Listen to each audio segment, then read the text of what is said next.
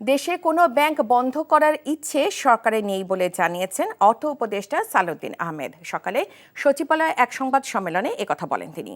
সামনে অনেক চ্যালেঞ্জ আছে উল্লেখ করে উপদেষ্টা বলেন, আর্থিক খাত সংস্কার করে সাময়িক নয় স্থায়ী সমাধানে চেষ্টা করা হচ্ছে।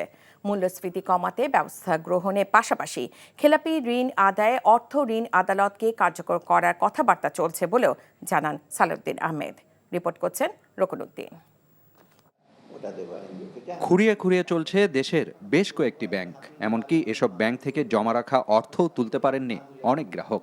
তাই কোনো ব্যাংক বন্ধ হবে কিনা তা নিয়েই অর্থ উপদেষ্টার কাছে প্রশ্ন ছিল সংবাদ সম্মেলনে।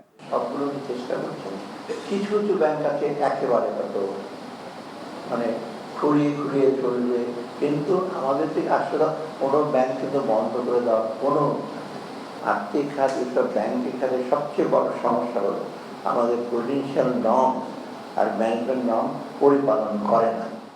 আসছে বাজেটে ব্যয় কমানোর উদ্যোগ নেওয়া হলেও সরকারি কর্মচারীদের বেতন ভাতা আটকানো হবে না বলে জানান অর্থ উপদেষ্টা। বলেন, বার্ষিক উন্নয়ন কর্মসূচিতে অপ্রয়োজনীয় এবং রাজনৈতিক বিবেচনায় কোনো প্রকল্প আছে কিনা তা খতিয়ে দেখা হচ্ছে। তারা আরো বেশি কাজ অনেক বাকি আছে, এটা আমাদের কতগুলো মায়ের বিষয় দিয়েছে এবং তার মধ্যে কয়েকটা আমি বললাম, ট্যাক্স পলিসি আলাদা করা, রেশনালাইজ করা, ব্যাংকগুলো রিঅর্গানাইজ করা, ব্যাংকে এগুলো যেগুলো খারাপ আছে সেগুলো কীভাবে আমরা উদ্ধার করবো, তারপরে লিকুইডিটি সাপোর্ট দিয়ে কতগুলো লোকের যে সেগুলো বিশ্বাস আছে ব্যাংক। নিয়ম না মানা আর্থিক খাতের বড় সমস্যা উল্লেখ করে অর্থ উপদেষ্টা বলেন, খেলাপি ঋণ আদায় ও মূল্যস্ফীতি কমাতে ব্যবস্থা নেওয়া হয়েছে। যদিও বলি একটু ধৈর্য ধরেন, কিন্তু সাধারণ মানুষের জন্য ধৈর্য ধারণ করা একটু ডিফিকাল্ট। 1000 টাকা নিয়ে যাবেন, ওখানে যদি দেখেন যে ছোট্ট একটা সে ব্যাগের মধ্যে কতটা বাজার, সবগুলো করতে পারেন না। এটা তো ফ্যামিলি কত আপনার সে করে, তাই না? সেটা আমিও টের পাই, সবাই আপনার টের পান। চেষ্টা করছি অর্থ ঋণ আদালতটাকে আরো দ্রুত আরো অ্যাক্টিভেট করা। ওয়ার্ল্ড ব্যাংক, IMF সহ উন্নয়ন সহযোগীদের কাছ থেকে আরও সহায়তা পাবার আশ্বাস মিলেছে বলেও জানান সালেহ উদ্দিন আহমেদ। রকনউদ্দিন, NTV news, Dhaka.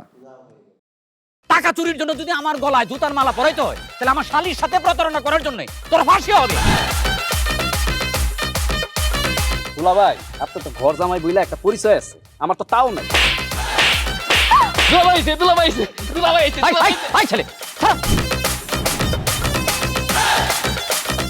রাজনৈতিক ফ্যামিলির মেয়ে হয়ে ওই কাজ করবে। যারে পাবো হারে পিটাবো, রক্তের নেশায় ধরতে, রক্তের নেশায়, কাঁচা রক্তের নেশায় ধরতে। তোমার এই পলিটিক্স আমার বাম পকেটে থাকে। তোর বউরে ঝামেলা পাকাই। এই বেটা, আমি তখন বিয়ে করিনি। দুইটার আমি গুলি করে মারু। মাসুদরা কোনোদিন ভালো হয় না।